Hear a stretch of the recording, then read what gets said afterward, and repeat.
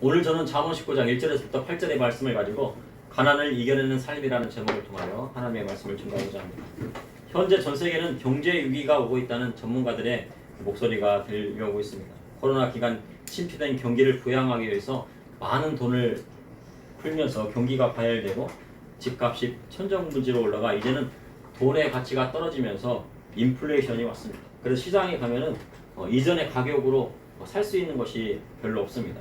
이러한 인플레이션 현상이 지속되자 미국에서는 금리를 5.5%까지 올린 상태입니다. 그런데 우리나라는 기축통화국이 아님에도 3.5%로 미국과의 기준금리 차이는 2%에 가깝습니다. 이렇게 미국과의 금리 차가 심하면 투자가들은 우리나라의 매력을 느끼지 못하고 금리가 높은 미국으로 돈이 쏠리는 현상이 일어나게 될 것이라고 전망을 하고 있습니다. 그래서 달러가 다 미국으로 들어간다는 것입니다. 그러함에도 한국은행에서는 금리를 올리지 못하는 이유에 대해서 금리를 올렸다가는 경기 침체가 올 수 있기 때문이라고 말을 합니다. 그리고 가계부채나 기업부채가 과도하게 높기 때문에 금리를 올릴 경우에 도미노 현상이 일어날 것이라고 얘기를 합니다. 금리를 올릴 경우 가계부채가 시한폭탄처럼 터질 수 있다고 말하고 있습니다. 그러나 금리를 올리지 않으면 물가는 계속 올라가게 될 것입니다.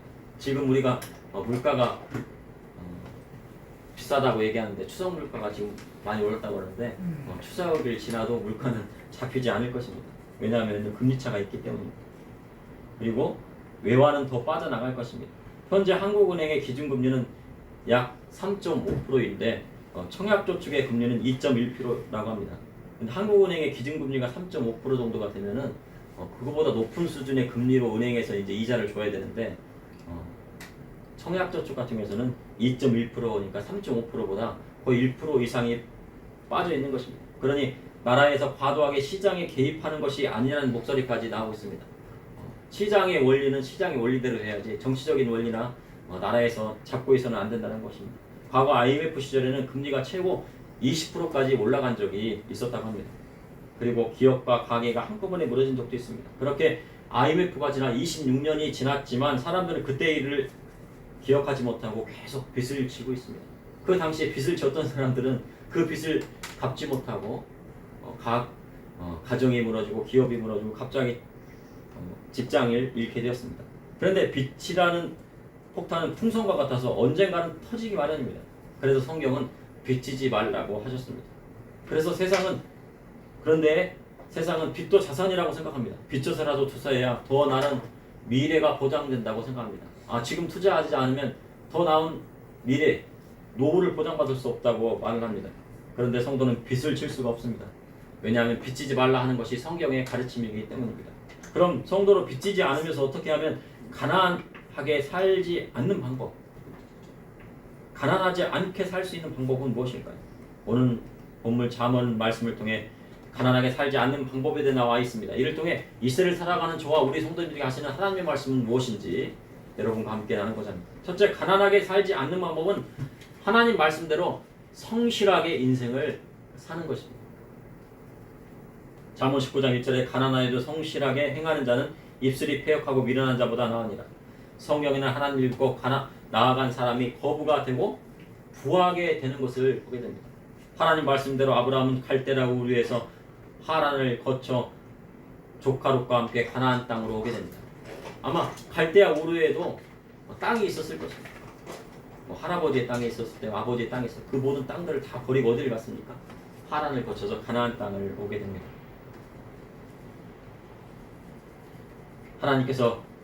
그런데 하나님께서 아브라함에게 얼마나 축복을 주셨던지, 아브라함과 롯의 가축들이 같이 있을 수 없는 상황이 되었습니다.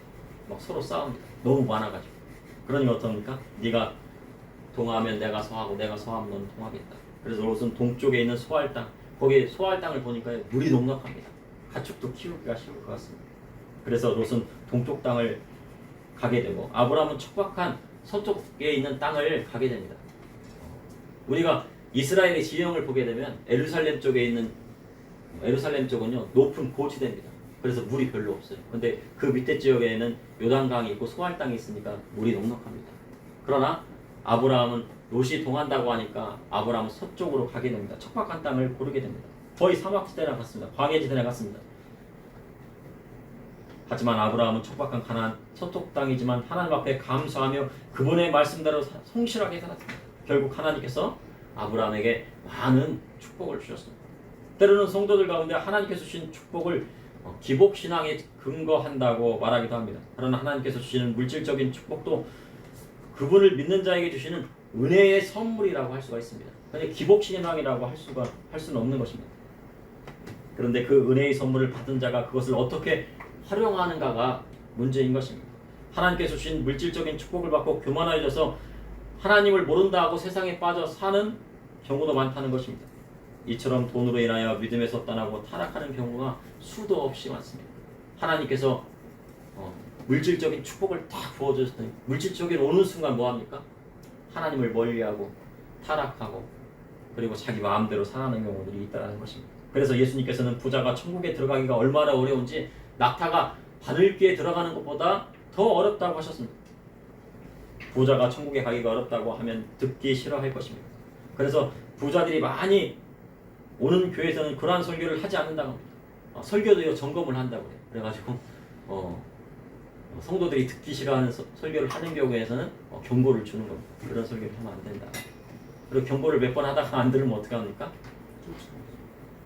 그렇습니까?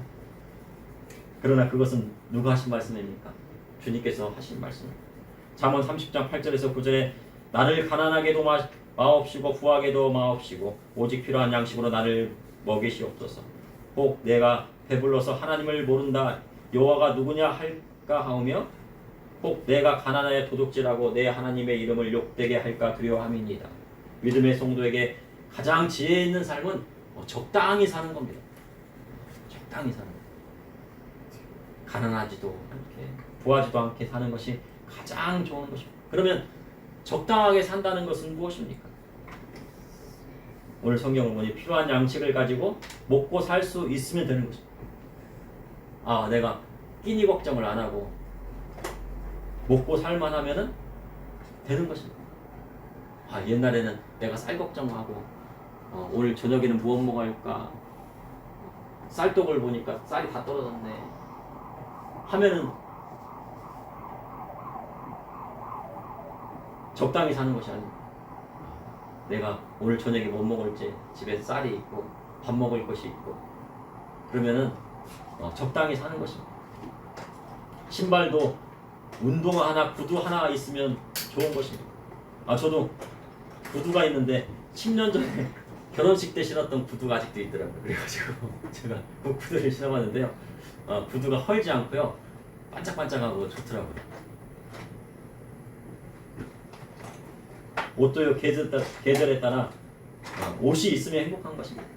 뭐 계절에 따라 한 두 벌 정도가 있으면은 이게 교대로 해서 입을 수 있으면 행복한 것입니다.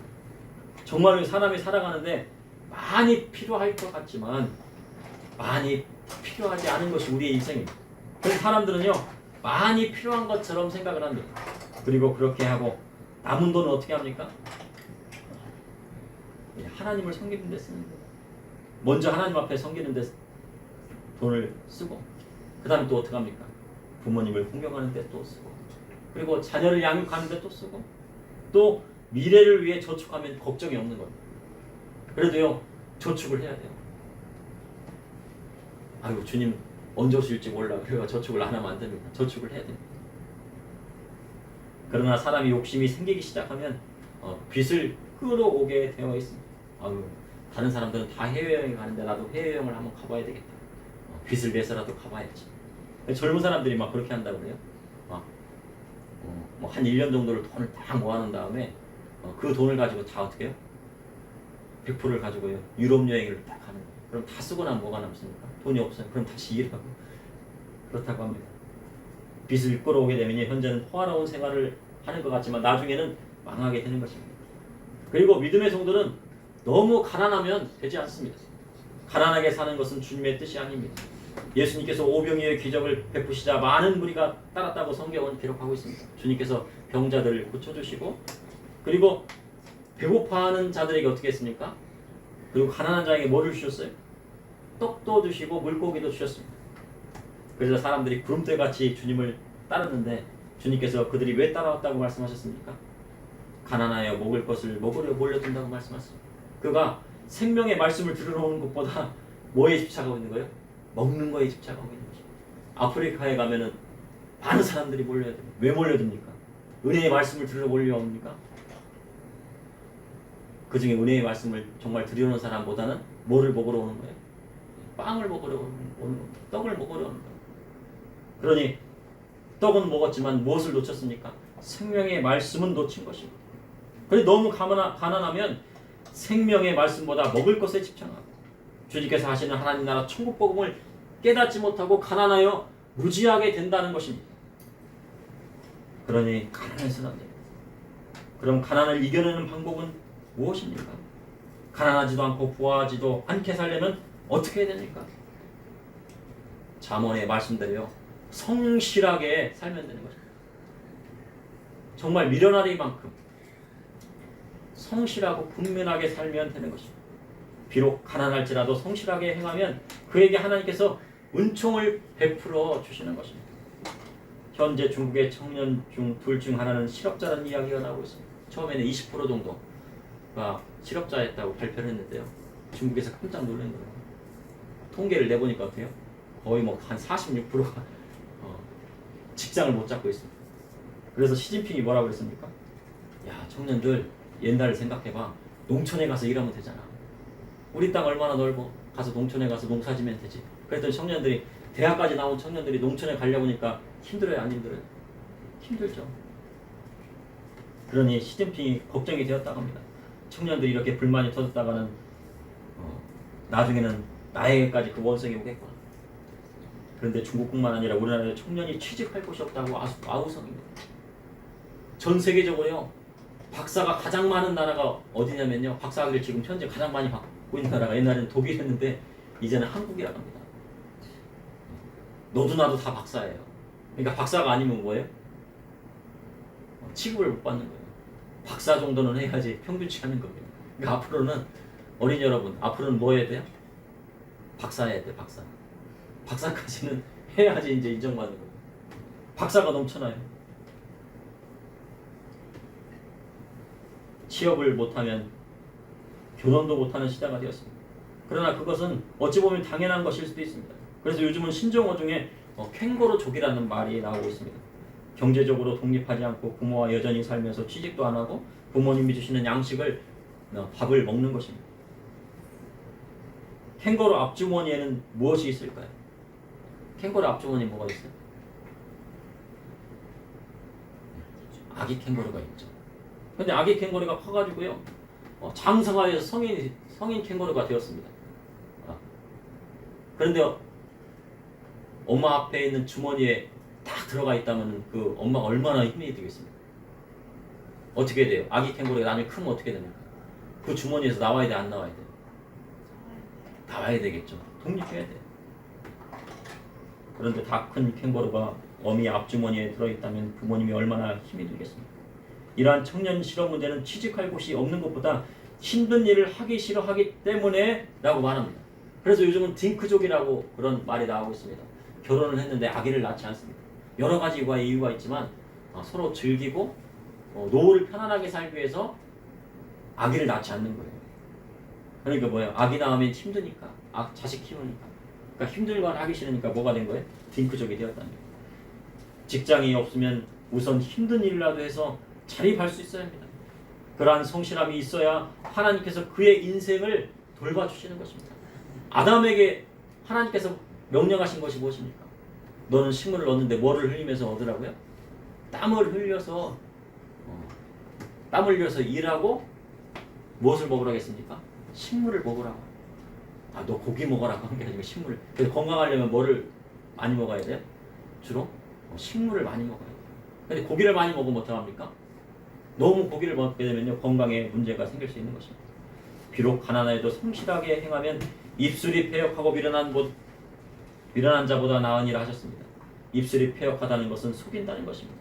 남에게 사기치고 왜곡해서 이야기하는 미련한 자의 결국은 망하게 되는 것입니다. 사기쳐가지고 돈을 많이 벌 것 같은데 결국은 망하게 된다는 것입니다. 그래서 비록 가난할지라도 자신에게 맡겨진 일을 성실하게 하면 그 안에 하나님의 축복이 들어있는 것입니다. 그러니 자기 자신에게 맡겨진 하나님의 일은 무엇인가를 생각하고 그 일을 성실하게 할 때 하나님께서 축복을 주시는 것입니다. 잠언 19장 2절에 지식 없는 소원은 선하지 못하고 발이 급한 사람은 잘못 가느니라. 지식이 없는 소원이란 지혜 없는 자라는 뜻입니다. 지식이 없는데 꿈만 높은 곳을 향하고 있습니다. 공부는 안 하고 있는데 내 목표는 서울대예요. 공부는 막 안 하는데 내 목표는 어디에? 하버드 대학교예요. 프리스턴 대학교예요. 그 꿈을 이루려면 어떻게 돼요? 대학에 들어가지고 공부를 해야죠. 요셉은 소년의 때 꿈을 많이 꾸었습니다. 그런데 요셉은 꿈을 꾸었는데 하나님 보시기에 뭐가 없어요? 실력이 없어요. 요셉은 꿈꾸는 자잖아요. 근데 실력이 하나도 없어요. 소년 요셉이 애굽의 총리가 될 수 있는 실력이 없다는 것입니다. 그러니 억지로도 하나님께서 요셉을 애굽 보디발의 집에 팔려가게 하시고 거기서 가정 총무로 세우시고 친위 대장의 집에 행정을 배우시게 하시고 보디발의 아내의 무고한 고발로 인해 감옥에 들어가 2년 동안 무엇을 배웁니까? 애굽의 모든 정치 시스템을 배우게 됩니다. 왜냐하면 거기 그 감옥이 무슨 감옥이에요? 정치범 수용소였거든요. 그곳에서 술 맡은 관원장과 떡 굽는 관원장을 통해 애굽의 모든 정치 형태를 교감하게 하시고 결국은 애굽의 총리로 세우셨습니다. 그로 인해서 어떻게 됐습니까? 야곱의 70명의 자손들이 어떻게 해요? 살아나는 역사가 일어납니다. 그래서 믿음의 성도는 이 지식이 있어야 합니다. 어린 자녀들도 지금부터 이 지식을 쌓아야 돼요. TV를 보는 것도 좋습니다. TV를 보면 여러 가지 세상 것들을 많이 알 수 있으니까. 그러나 TV 보는 것보다 시간을 줄이고 TV 보는 시간을 줄이고 책을 읽는 습관을 많이 쌓는 것이 중요합니다. 지식을 쌓는 데 더 열심을 다해야 나중에 훌륭한 사람이 되는 것입니다. 둘째, 가난을 극복하는 삶은 하나님께서 주신 길을 가는 데 있습니다. 잠언 19장 3절에 사람이 미련함으로 자기 길을 굳게 하고 마음으로 여호와를 원망하느니라. 세상에서 열심을 다하고 최선을 다했는데도 가난이 떠나지 않으면 그 사람의 문제가 있는 경우가 있습니다. 하나님께서 원하시는 길을 가야 하는데 자기가 계획한 길을 가려고 억지로 자기 힘을 쓰다가는요 결국 망하고 하나님 앞에 오는 것입니다. 그래도 망해서 깨달으면 다행인데 망한 이유를 깨닫지 못하고 누구를 원망합니까? 부모님을 원망합니다. 부모님 때문에 내 애가 안 돼요. 더 나아가서 누구까지 원망합니까? 하나님까지 원망합니다. 그러면 어디에서 벗어날 수가 없어요? 가난에서 벗어날 수가 없는 것입니다. 자신이 가난하게 사는 것은 부모님 때문입니까? 아닙니다. 자신이 가난하게 사는 것은 하나님 때문입니까? 아닙니다. 그럼 무엇 때문입니까? 밀어나야 자기 길을 굳게 하였기 때문입니다. 세상 방법대로 돈 벌려고 하니 돈도 안 벌리고 현재 큰 돈을 벌었지만 나중에는 결국 망하게 되는 경우들이 많다는 것입니다. 장경동 목사님의 부흥회를 딱 갔는데요. 그 부흥에서 설교하시는 내용 중에서 자기 주위에 벤츠 타는 사람들이 그렇게 많이 있었답니다. 근데 그 벤츠 타는 사람 중에서 지금 보니까 망하지 않은 사람이 한 사람도 없다는 것입니다. 벤츠는 어떻게 타요? 빚지면 탈 수가 있습니다. 빚져가지고요, 한 1억짜리를 해가지고요, 한 달에 200만 원씩요, 그 차값을 내면 돼요. 나중에 어떻게 해요? 이자를 못 갚으면 어떻게 합니까? 나중에 신용불량자까지 되게 되는 것입니다. 잠언 19장 4절에 재물은 많은 친구를 더하게 하나 가난한 즉 친구가 끊어지니라. 재물이 많으면 많은 친구가 따르게 된다고 성경은 기록하고 있습니다. 부자 친구가 있으면 그 부자 친구에게 따르는 사람이 많이 있습니다. 하지만 그 부가 다 떠나게 되면 친구들이 끊어지게 됩니다. 주님께서 말씀하신 탕자의 비유에서 아버지의 재산을 상속받은 둘째 아들이 먼 나라에 가서 친구들과 허랑방탕하게 다썼습니다. 돈이 있을 때는 친구들이 막 몰려들지만요, 돈이 다 끊기면 어떻게 됩니까? 친구가 다 사라집니다. 그래서 결국은 돼지치는 사장님 밑에서 일했지만 그 사장님마저 먹을 것을 주지 않고 구박했습니다. 가난하면 친구도 끊어질 뿐만 아니라 형제마저도 어려운 것입니다. 그러나 어려운 형제를 돕는 친척도 있었습니다. 그가 바로 누구였습니까? 바로 보아스였습니다. 가난으로 다 무너진 친족 나오미의 집안을 도와주고 땅을 회복시켜주고 집안을 일으켜 세워줍니다. 그래서 보아스가 메시아의 계보의 들어가는 것입니다. 믿음의 성도는요, 가난해서는 안 돼요. 보아스처럼 가난하고 무너진 친척과 형제를 일으켜 세워주는 사람이 되어야 하나님의 축복이 그 자손에까지 미치게 되는 것입니다. 잠언 19장 5절에 거짓 증언은 별을 멀하지 못할 것이요 거짓말하는 자도 피하지 못하리라. 재판정에 나아가면 거짓 증인들이 많이 있다고 말합니다. 빌라도의 법정에서 우리 주님은 제대로 된 재판을 받지 못했습니다. 그리고 대제사장의 뜰에서 거짓 증인으로부터 고발을 당했습니다. 세상 법정에 가면 어떻습니까? 우리 예수님처럼요, 그 법정에 가면 거짓말과요 거짓이 난무합니다. 정치인들도 마찬가지입니다. 증인이 있고 정황상 모든 것이 드러나고 그래도 끝까지 발뺌하는 사악한 자들이 있는 것입니다. 그리고 하지 않은 일을 무고하여 걸고 넘어지는 사람도 많이 있습니다. 그래서 믿음의 성도는 어디에 가지 말아야 돼요? 세상 법정에는 가지 말아야 돼요. 왜요? 우리 예수님도 세상 법정에 끌려가셔가지고 어떻게 했습니까? 올바른 판결을 받으셨습니까? 올바른 판결을 받지 못했습니다. 그런데 그것이 세상 법정이라는 것입니다. 예수님도 빌라도에 의해 불공정한 판결을 받으셨습니다. 그러니 법정에 나아가지 않는 것이 좋습니다. 그런데 하나님께서 우리의 의로운 재판관이 되셔서 세상에 공정하게 재판하지 않는 재판관과 거짓 증거하고 거짓말하는 사람들을 어떻게 하신다고요?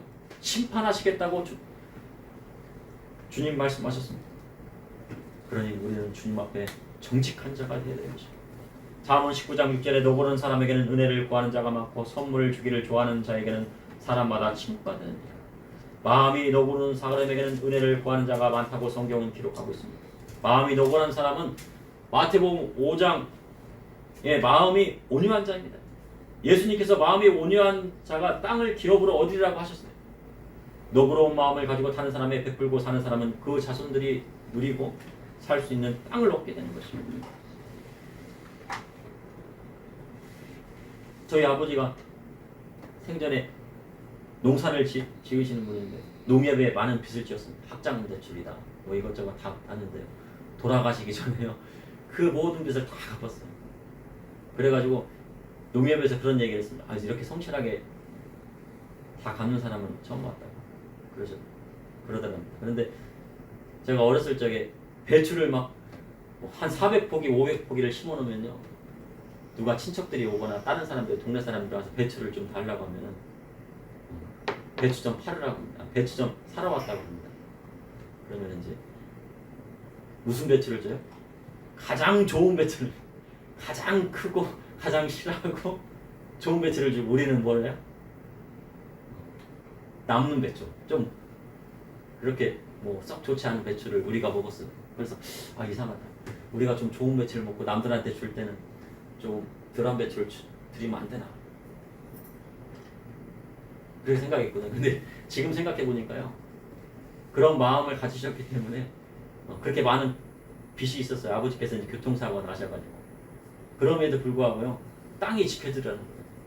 그래서 아버지께서 남겨놓으신 땅이 그대로 있어요. 너그러운 마음을 갖게 되면 어떻게 돼? 땅을 기업으로 얻게 되는 것입니다. 그래서 남을 대접하는 자나 선물을 주기를 좋아하는 자에게 하나님의 축복이 임하게 되는 것입니다. 그러한 사람이 직장에 있으면 진급이 빠릅니다. 그리고 그러한 사람이 마을에 있으면 그 마을을 다스리는 사람이 되게 되는 것입니다. 셋째, 가난을 극복하는 삶은 자기 영혼을 사랑하고 하나님께서 주시는 명철을 얻는 것입니다. 잠언 19장 7절에 가난한 자는 그의 형제들에게도 미움을 받거든 하물며 친구야 그를 멀리하지 아니하겠느냐. 따라가며 말하라 할지라도 그들이 없어졌으리라. 성경은 가난한 자는 그 형제에게도 미움을 받는다고 기록을 하고 있습니다. 그래서 믿음의 성도는 가난하면 되겠습니까? 안 되겠습니까? 가난하면 안 됩니다. 형제 중에서 가난한 사람이 있으면요, 돈을 구워달라고 할지 모르니까 어떻게 해요? 그 형제를 막 피해 다니려고 하는 사람도 있다는 거죠. 그래도요, 인생을 열심히 살았는데 가난해졌다면요, 형제들이 피하지 않아요. 그러나 자신의 죄악으로 인하여 가난해졌다면 형제들이라도 미움을 받는다는 거죠. 도박에 빠지거나 잘못된 투자나 다단계를 해서요, 망하거나 빚내서 사치하다가 빚을 감당하지 못하고 무너지면요, 결국 형제들에게도 따돌림을 당하고 멀어지게 되는 것입니다. 도박하는 형제를 도와주면 그 돈을 가지고 무엇을 합니까? 도박하는 형제에게 망했다고 돈 빌려면 뭐를 할 것 같아요? 가서 도박하라고 하죠.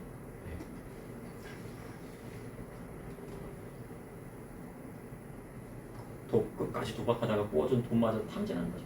그럴 때는 돈을 빌려줘서는 안 됩니다. 실질적인 물건을 도와주는 거예요. 그 집에 갔더니 쌀이 없어요. 형제 집. 쌀을 도와주고. 옷이 없어요. 그럼 옷을 사주고. 집이 없어요. 그러면 월세집을 구해가지고 보증금 좀 내주고. 월세는 좀 다달이 갚아라.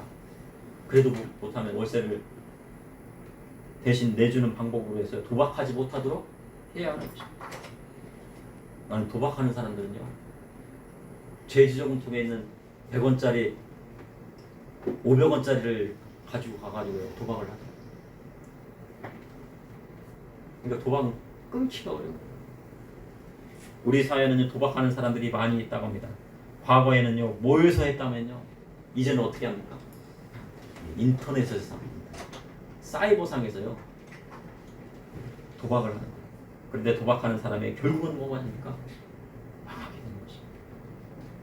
그런데 가난한 자는 왜 가난해졌다고 성경은 기록하고 있습니다. 잠언 6장 6절에 게으른 자여 개미에게 가서 그가 하는 것을 보고 지혜를 얻으라.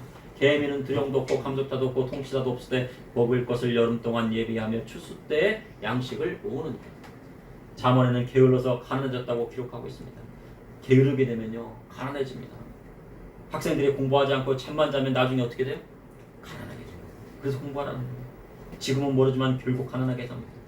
개미는 직장에 상사도 없고 감독관도 없고 왕도 없는데 먹을 것을 여름 동안 부지런히 쌓아두었다가 추운 겨울이 오면 그것을 먹고 마십니다.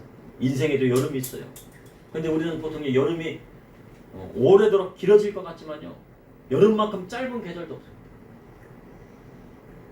근데 계절 중에서 어느 계절이 가장 길어요? 겨울도 길지만 여름도 깁니다. 봄, 가을이 짧아요. 근데 왜 여름이 짧게 느껴집니까? 그 이유는요. 지나버리면요 짧게 느껴져요.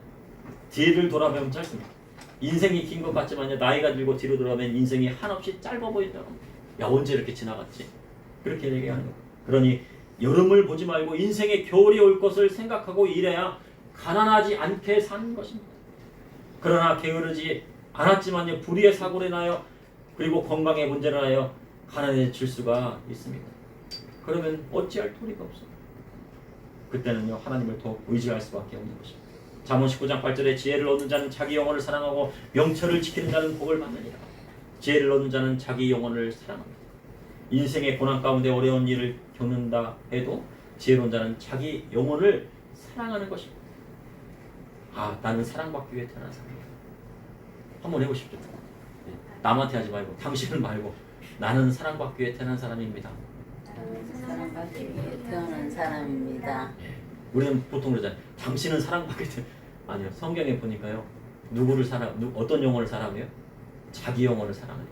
나는 사랑받기 위해 태어난 사람이에요. 하루에 10번씩만 해보십시오. 그러면 내 영혼이 어떻게 해요? 사랑하는 힘이 생깁니다. 내 몸을 사랑하는 만큼 다른 이웃도 사랑할 수 있다고 하셨습니다. 이는 자기 몸을 사랑하지 않고 학대하는 사람은 다른 사람의 사랑을 받지 못한다는 것입니다. 사랑도 받아본 사람이 한다는 심리학자들이 말했습니다. 어릴 적 부모의 사랑을 충분히 받아본 사람이 다른 사람도 사랑할 수 있다는 것입니다. 어릴 적 학대를 받았던 경험이 그 사람의 내면 세계에서 잠재해 있다가 성인이 되어서 포출되는 경우가 있다고 하는 것이 누구의 말입니까? 프로이트 심리학자들의 이야기입니다. 그래서 자기 영혼을 사랑하는 사람이 자기 개발도 열심히 하는 것이고 하나님께 주시는 명철함도 받게 되는 것입니다. 경제 전문가들은 전 세계적인 비폭탄이 언제 올지 모르지만 결국은 터지게 될 것이라고 예측하고 있습니다. 그러니 경제에도 뭐가 오는 거예요? 불황. 겨울이 온다는 것이죠. 극심한 겨울이 올 수 있다는 것. 빚은 풍선과 같아서 팽창하면 결국 터지게 되어 있습니다. 경제 위기는 한 나라가 터지면 옛날에 그리스가 터지니까 어떻게 했어요? 전 세계에 금융위기가 왔죠. 미국에서 부도가 난 적이 있었죠. 2008년에. 그러니까 어떻게 해요? 세계 경제가요. 그랬죠. IMF도 우리나라만 어려웠나요? 다른 나라도 어려웠습니다. 그 영향이 여러 나라에 끼친다고 경제학자들은 말합니다. 지금 중국이요 많이 어렵다고 합니다. 그래서 믿음의 성도는요 경제 위기를 대비하고 하나님 말씀대로 가난을 극복하고 이겨내야 합니다. 그래야 참된 성도라 할 수 있습니다. 그 이겨내는 방법은 어디 있습니까? 바로 이 잠언 19장의 말씀에 들어있는 것입니다. 그러므로 가난하게 살지 않는 방법은 하나님 말씀대로 성실하게 인생을 사는 것입니다. 가난을 극복하는 삶은 주님께서 주신 길을 가는 것입니다. 가난을 극복하는 삶은 자기 영혼을 사랑하고 하나님께 주시는 지혜와 명철을 얻는 방법. 잠시 기도하시겠습니다. 사랑해 주님 오늘도 감사합니다. 전 세계적인 가난이 오고 세상 가운데 어려움이 온다 할지라도 믿음의 성도는 주님께서 주시는 삶의 지혜를 통하여서 풍성한 삶을 누리고 구워질지라도 꾸임을 받지 않는 믿음의 성도들이 다 될 줄을 믿습니다. 아버지 하나님, 우리 마음을 지켜주시고 우리가 우리 자신의 영혼을 사랑하고 또한 우리 하나님을 사랑하고 예수님을 사랑하고 주님의 말씀대로 나아가 이 세상을 변화시키고 많은 어려운 사람들을 주님의 품으로 이끌고 나아갈 수 있도록 인도하여 주시옵소서. 또한 믿지 않는 가족들까지도 인도할 수 있도록 인도하여 주시옵소서. 예수님의 이름으로 기도합니다. 아멘.